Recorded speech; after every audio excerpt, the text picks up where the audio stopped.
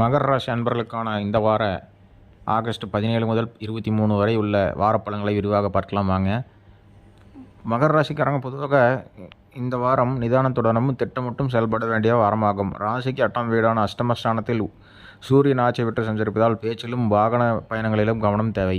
இருப்பினும் சூரியன் ஆட்சி பலத்தால் மறைமுக எதிர்ப்புகளை முறியடித்து வெற்றி பெறுவீர்கள். புதிய முடிவுகளை அவசரப்பட்டு எடுக்க வேண்டாம்.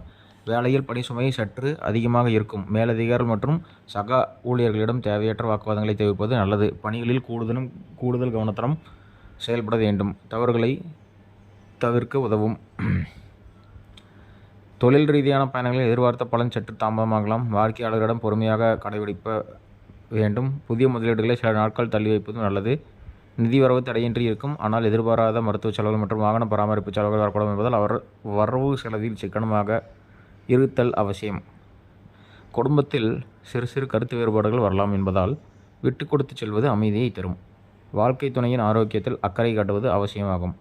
உஷ்ணம் தொடர்பான பிரச்சனைகள், கண் எரிச்சல் அல்லது அசதி வரக்கூடும்.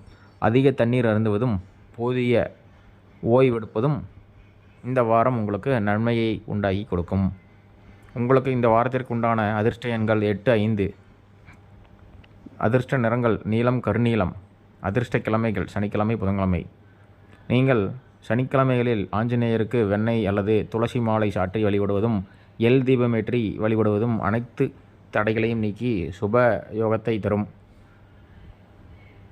இந்த வீடியோ பிடிச்சிருந்தால் சப்ஸ்கிரைப் பண்ணுங்கள், லைக் பண்ணுங்கள். இன்ஸ்டாவில் பார்த்துட்டு இருந்தீங்கன்னா ஃபாலோ பண்ணிக்கோங்க. உங்களுடைய மகர ராசி நண்பர்களுக்கும் மகர ராசி உறவினர்களுக்கும் இந்த வீடியோவை ஷேர் பண்ணுங்கள், சப்போர்ட் பண்ணுங்கள். நன்றி, வணக்கம்.